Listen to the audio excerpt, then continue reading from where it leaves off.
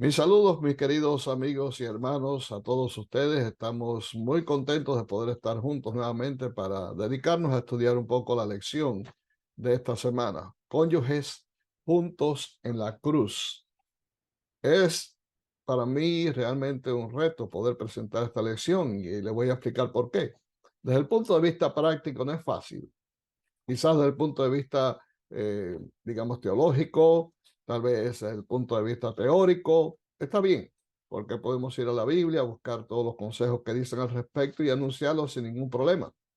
Pero cuando lo presentamos desde el punto de vista práctico, corremos el riesgo a veces de hacer pensar de que somos quizás los perfectos en este asunto y nada que ver con el caso.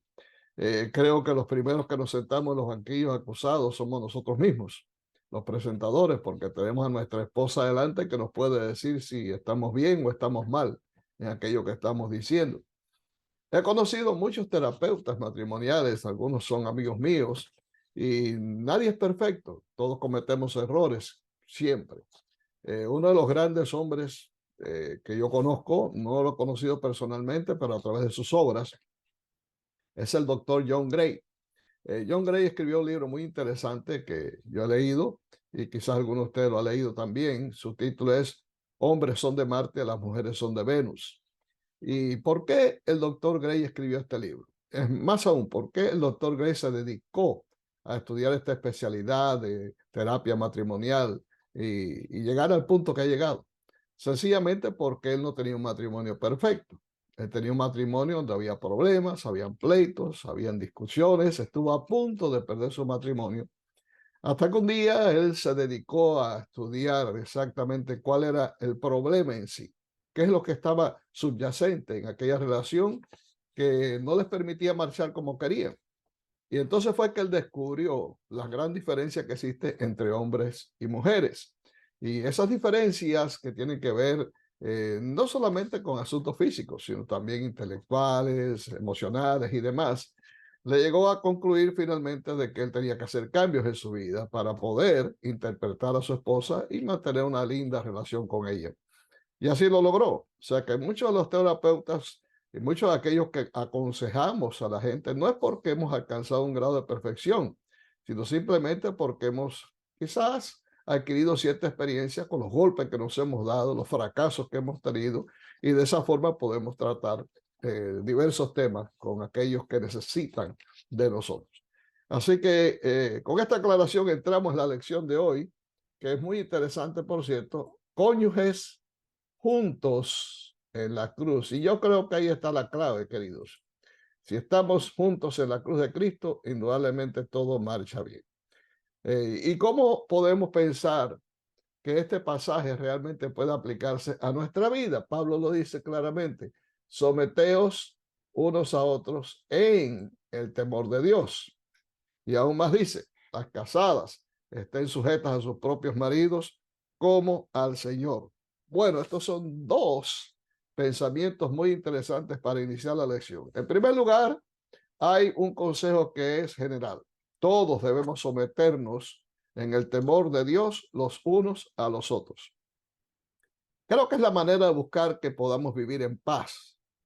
Es la forma de poder alcanzar finalmente una relación que sea saludable, no solamente entre esposos, sino también como amigos, como miembros de iglesia. Todos debemos indudablemente llegar a ese punto de perfección en cuanto a las relaciones. Y para eso tenemos que deponer quizás conceptos que a veces tenemos, caprichos, eh, tantas cosas que a veces nos separan, ¿no? Opiniones propias que tal vez no sean las mejores, y sin embargo no nos damos cuenta que el pensamiento de otro, la opinión de otro puede ser diferente y puede ser mejor que la nuestra. También someter quizás nuestro carácter un poco violento, un poco alterado, y tenemos que realmente hacer un armisticio con las demás personas para poder tener un clima de paz y de armonía los unos con los otros. Pero ahora en el segundo pensamiento va directamente a las esposas. Las casadas estén sujetas a sus propios maridos como al Señor.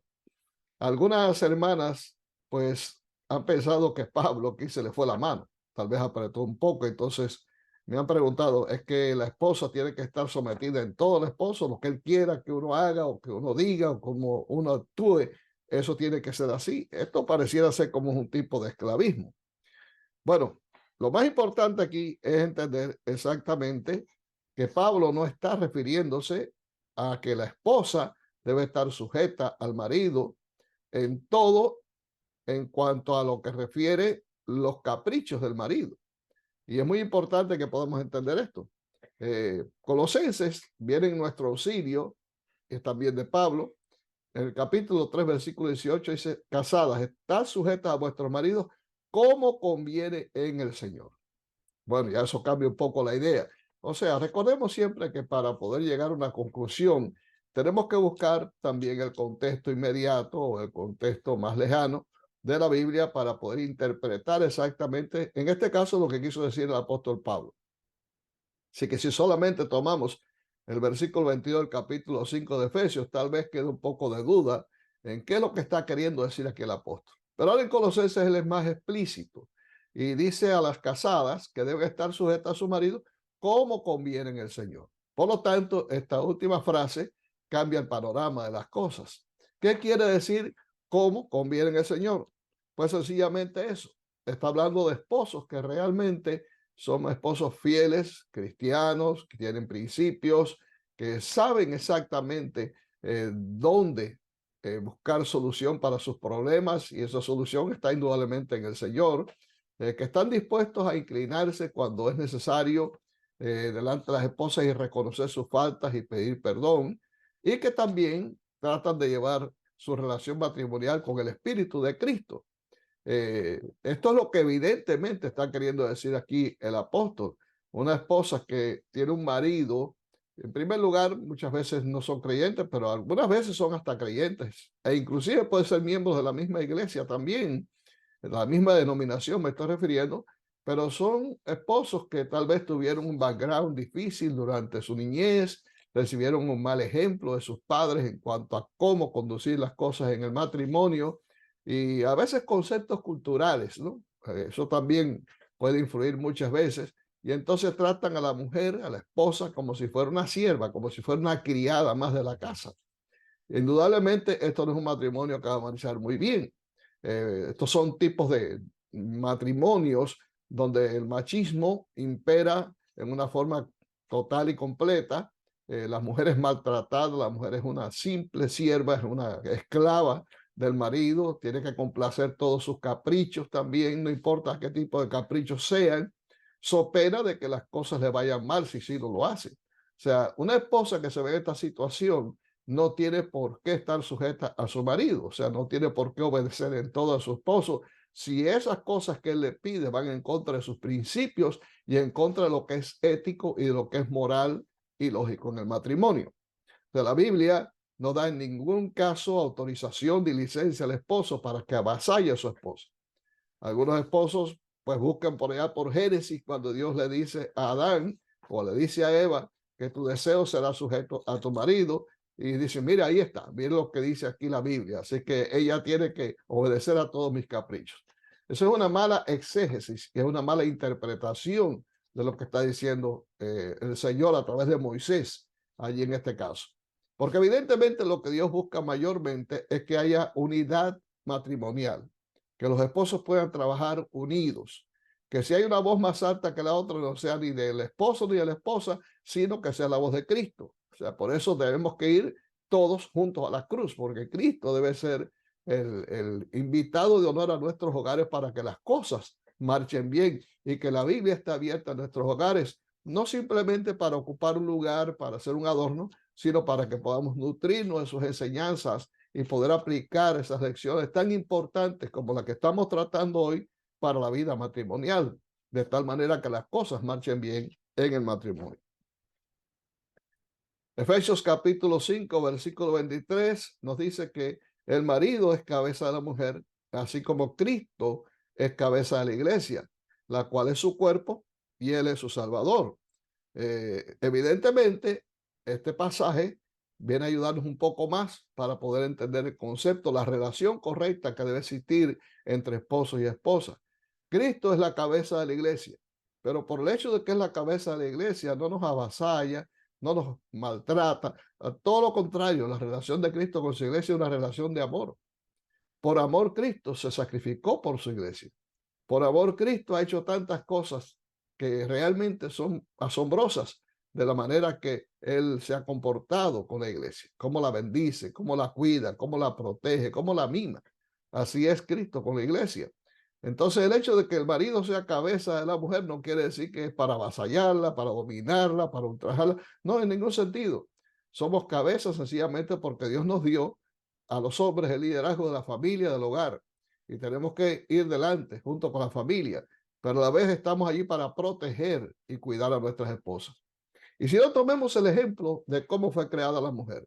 La mujer fue creada, según nos dice la Biblia, de una costilla de Adán. Y ese hecho es significativo, o sea, no fue creada del pie, de un hueso de los pies, para que Adán no creyera que podía pisotear a la mujer. Ni podía tampoco la mujer pensar que fue creada de un hueso de la cabeza porque ella pensara que podía dominar al hombre.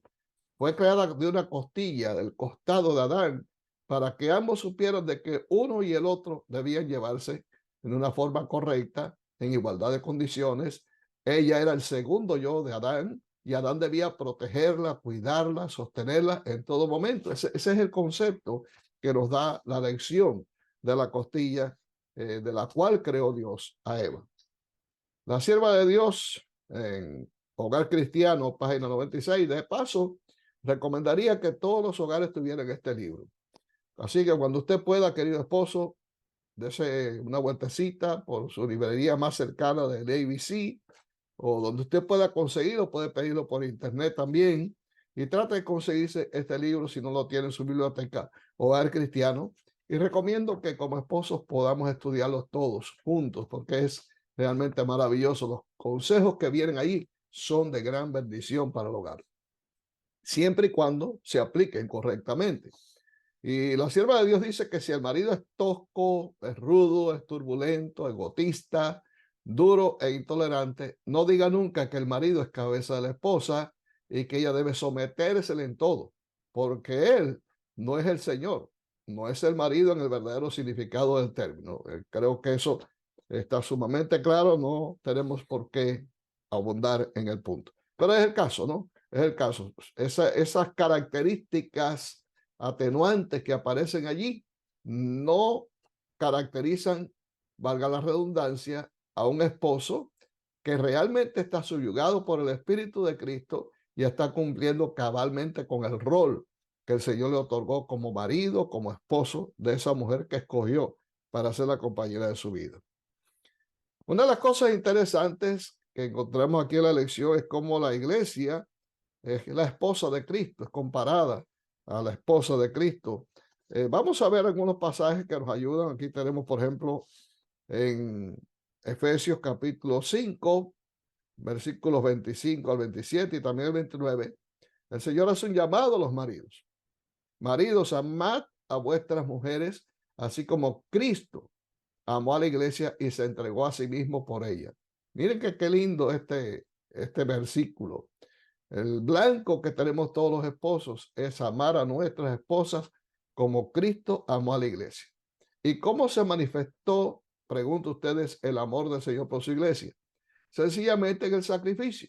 Por amor a la iglesia, Cristo se entregó a sí mismo y se sacrificó por su iglesia, dio su vida por su iglesia.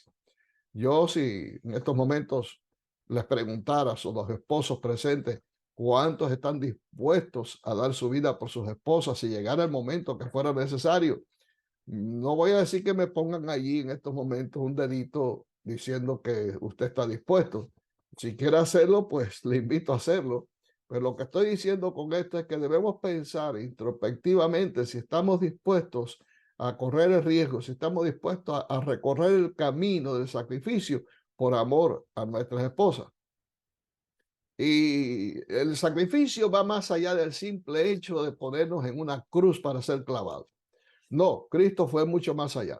Él se sacrificó por ella, se sacrificó por la iglesia, dice, para santificarla, habiéndola purificado en el lavamiento del agua por la palabra, a fin de presentársela a sí mismo una iglesia gloriosa que no tuviese mancha, ni arruga, ni cosa semejante, sino que fuese santa y sin mancha.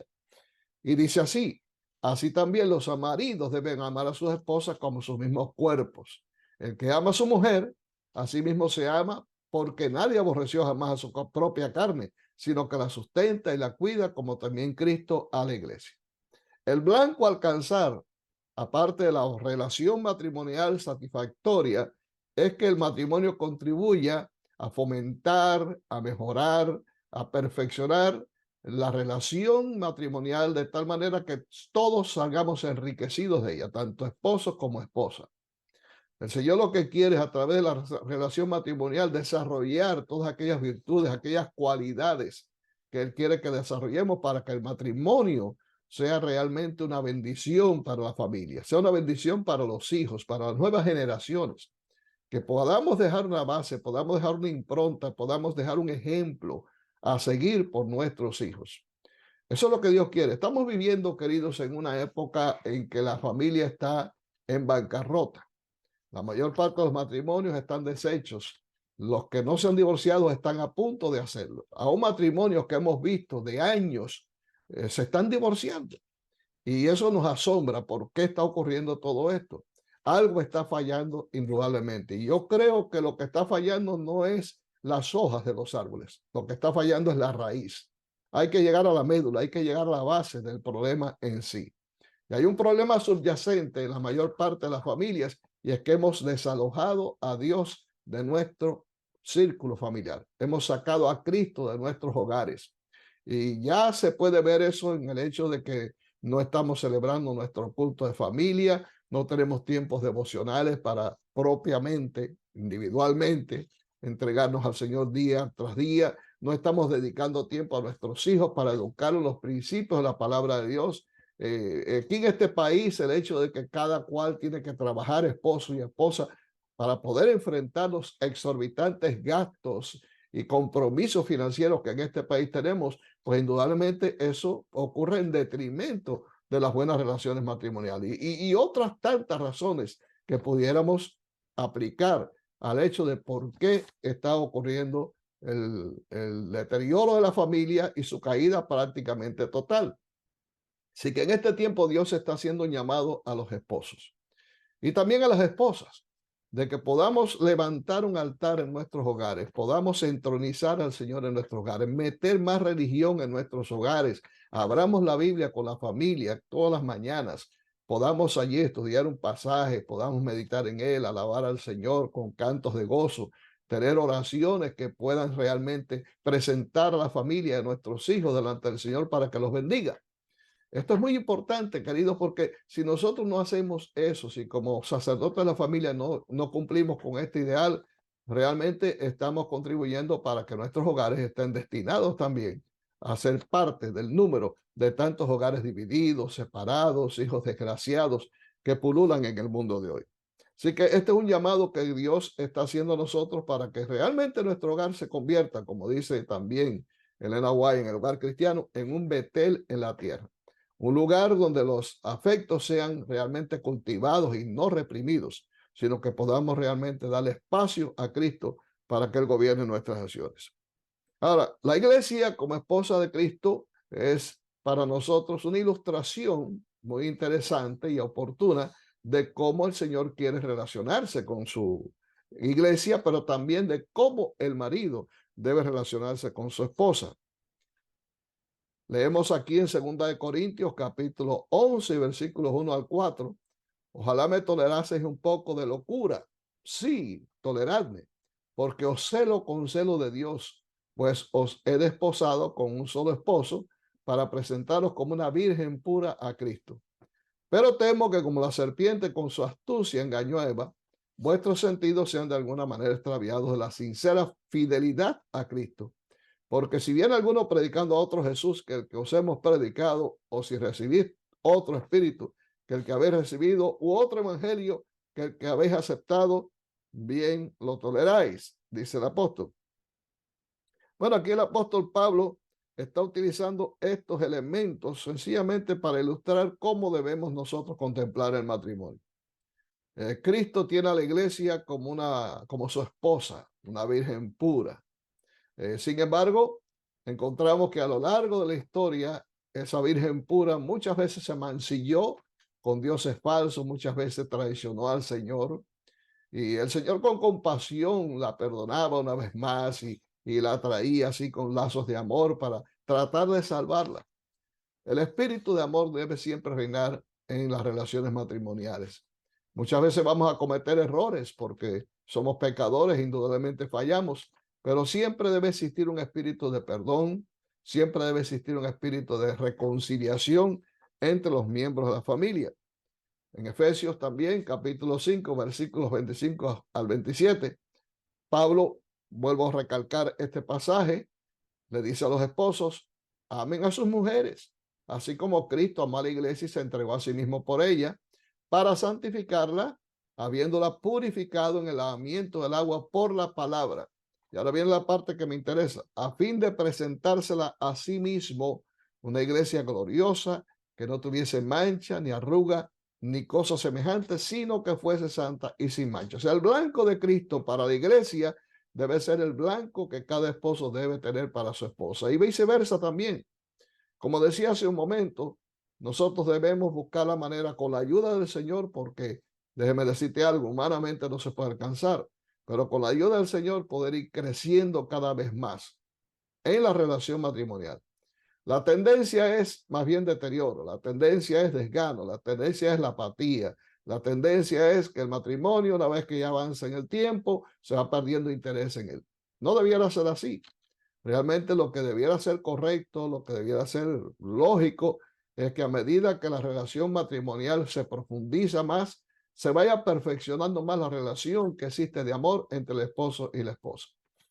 Sí, vamos a ser sinceros en el hecho de que ese apasionamiento desbordante de los años juveniles, de la adolescencia, se va perdiendo con el tiempo, pero no así el amor. El amor debe seguir profundizando cada vez más sus raíces en la relación matrimonial. El interés por la esposa y el esposo deben seguir siendo fructíferos en todo sentido, eso no se debe perder.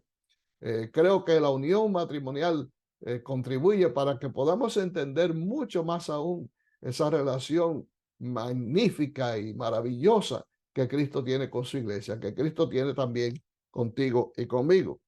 Así que hay algunas cosas aquí que presenta el apóstol Pablo. Una es el compromiso.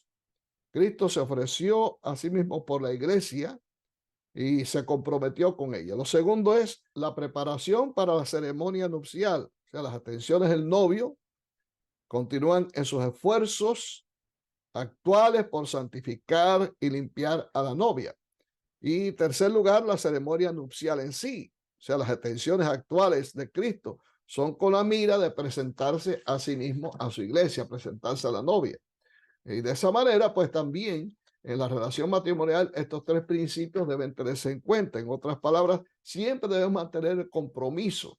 Lo establecimos al principio, cuando nos declaramos, cuando expresamos nuestro amor y nuestro interés por esa muchacha a la cual enamoramos. Debemos también prepararnos para tener un matrimonio que sea sólido, un hogar estable, una relación fructífera. Y después llega la ceremonia nupcial en sí, cuando nos encontramos con esa joven galanada, con su vestido de novia tan precioso, y cómo ella en esos momentos alcanza el grado supremo de belleza que nos impresiona notablemente y nos hace sentir nerviosos. Yo recuerdo el día que me casé con mi esposa, indudablemente estaba nervioso, ella también estaba nerviosa. ¿Quién no se pone nervioso en esos momentos? Y realmente mi esposa estaba esplendente con ese vestido blanco que la cubría. Y esos recuerdos están en mi memoria, a mí nunca se me han olvidado. Y ahí están las fotos que acreditan exactamente lo que ocurrió hace ya 44 años casi atrás. Así que le doy gracias a Dios por estos 40 y tantos años que hemos podido estar juntos y esperamos con la ayuda de Dios que podamos seguir adelante. Muchas veces tenemos que caer en un bache, muchas veces tenemos que pasar por un aguacero o alguna tormenta de huracán, pero Dios nos ha permitido llegar hasta aquí y con su ayuda seguiremos avanzando hasta que el Señor lo termine o finalmente hasta que nos encontremos con Jesús. Como dice Pablo en Efesios, ya leímos ese pasaje, ¿no? Debe amar a su esposa como a su propio cuerpo. Y este es un pasaje que agrega mucho más aún. Así también los maridos deben amar a sus mujeres como a sus mismos cuerpos. El que ama a su mujer, a sí mismo se ama, porque nadie aborreció jamás a su propia carne, sino que la sustenta y la cuida, como también Cristo amó a la iglesia, porque somos miembros de su cuerpo y de su carne y de sus huesos. Creo que es bien clara la aplicación aquí del apóstol Pablo y la metáfora que él usa. Evidentemente usted trata de cuidarse, usted trata de cuidar su cuerpo, mantenerse bien. Así mismo debemos hacer con nuestras esposas. Así mismo debemos tratarlas a ellas, porque ellas merecen realmente que las consideremos y las amemos con todo nuestro corazón. En el hogar cristiano, Elena White dice que muchos maridos en su trato con sus esposas no han representado correctamente al Señor Jesucristo en su relación con la iglesia, porque no andan en el camino del Señor. Y ahí está la clave. Declaran que sus esposas han de someterse en todo a ellos, pero no era designio de Dios que el marido ejerciese dominio como jefe de la casa cuando él mismo no se somete a Cristo. Debe estar bajo el gobierno de Cristo para representar la relación de éste con la iglesia. Si es tosco, rudo, turbulento, egoísta, duro e intolerante, no diga nunca que el marido es cabeza de la esposa y que ella debe sometérsele en todo, porque él no es el Señor, no es el marido en el verdadero significado del término. Creo que, querida hermana, si estás escuchando esto en estos momentos, esa es una declaración bien contundente. Y querido amigo, si también estás casado y estás escuchando lo que estamos diciendo aquí, lo que estamos leyendo, esto está bien claro. Para que podamos ser verdaderos esposos, amantes, cariñosos, comprensivos con nuestras esposas, Cristo tiene que ser el dueño de nuestras acciones, tiene que gobernar nuestra vida, tiene que ser el que esté sentado en el trono de nuestro corazón. Porque solamente viviendo a Cristo en nuestra vida es que podemos transmitir realmente el carácter dulce, considerado, tolerante, amoroso que Jesús ha tenido también para cada uno de nosotros. Por tanto, el modelo matrimonial, y con esto ya vamos llegando a la conclusión de la lección, es el que establece Génesis. En Génesis, capítulo 2 y versículos 15 al 25, voy a utilizar solamente algunos versículos aquí. Se nos dice que Jehová Dios hizo caer sueño profundo sobre Adán. Y mientras éste dormía, tomó una de sus costillas y cerró la carne en su lugar. Y de la costilla que Jehová Dios tomó del hombre, hizo una mujer y la trajo al hombre. Ya explicamos el significado de las costillas. Dijo entonces Adán, esto es ahora hueso de mis huesos y carne de mi carne. Esta será llamada varona porque el varón fue tomada. Y ahora esto lo puse en negro porque es la base o la clave de lo que vamos a tener en esta sección. Por tanto, dejará el hombre a su padre y a su madre y se unirá a su mujer y serán una sola carne. Y estaban ambos desnudos, Adán y su mujer, y no se avergonzaban. Dejará el hombre a su padre y a su madre. ¿En qué concepto el texto bíblico nos ayuda a entender qué cosa es dejar a padre y a madre? Bueno, usted tiene que dejarlos emocionalmente. Hay algunos que realmente mantienen la mamitis tan aguda que si la comida no se parece a la de mamá, que si las atenciones no se parecen a la de mamá, que si ella, la esposa, no le arregla la ropa como se la arreglaba mamá, pues se sienten infelices. Mira, déjame decirte algo. Una vez que ya escogiste a una persona, a una mujer, para que sea tu esposa y la madre de tus hijos, tienes que romper ese cordón umbilical que te mantiene atado emocionalmente a tus padres. Ya estás estableciendo un nuevo hogar con una proyección diferente, donde se va a establecer allí una nueva célula y hay que romper eso. No quiere decir que tú dejes de amar a papá y a mamá. Tú los vas a seguir amando de por vida, pero hay que poner una separación. Ese asunto de que a veces las madres están constantemente tratando de monitorear lo que ocurre en la nueva familia que ha sido formada por su hijo o por su hija, tratando de aconsejar, de meterse en lo que no le importa para que las cosas marchen bien en el hogar porque a mí me fue bien en el mío. Eso no funciona. El consejo que es bien recibido es el que se pide. El que no se pide, olvídalo. No lo des porque vas a caer mal. Me estoy refiriendo a los padres. Y a veces esto suena un poco difícil, pero realmente para que un hogar funcione bien, tiene que empezar a andar por sí solo. Y de otra forma, pues sería contribuir para la desgracia de ese hogar. Así que se deja emocionalmente, se deja también financieramente. Tú podrás ayudar a tus padres en algún momento cuando sea necesario, pero tu mayor compromiso es ahora con tu nueva familia. Tu mayor compromiso es con tu esposa, con tus hijos también. Y también lo debes dejar desde el punto de vista de estar metido todo el tiempo en casa de tu mamá o de tus padres. No, ahora tienes que dedicar tiempo a tu esposa, las actividades con tu familia nueva. En algún momento podrás incluirlos a ellos, tal vez fin de año, en las navidades, unirse juntos para celebrar. Eso está bonito, pero cada cual debe buscar finalmente la estructura que quiere para su familia sin intervenciones foráneas, sin que la familia de origen esté metida todo el tiempo en lo que se hace. Repito, suena duro, pero son los consejos prácticos que podamos dar para que la familia marche bien. Entonces, cuando esto existe, pues evidentemente habrá una unión más profunda entre el esposo y la esposa. Una unión que llega inclusive a manifestarse también en las relaciones sexuales. De acuerdo a lo que dice el texto, las relaciones sexuales solamente están justificadas cuando se realizan dentro del acto matrimonial. Otro tipo de relación sexual que no sea dentro de ese marco está fuera completamente de los principios de la Biblia y no es tolerable. Y lo que se espera es que finalmente esa relación contribuya a profundizar más la relación sentimental en la pareja. Y voy a concluir con dos citas. La primera nos dice lo siguiente: ni el marido ni la mujer deben pensar en ejercer gobierno arbitrario uno sobre otro. No intenten imponer sus deseos uno a otro.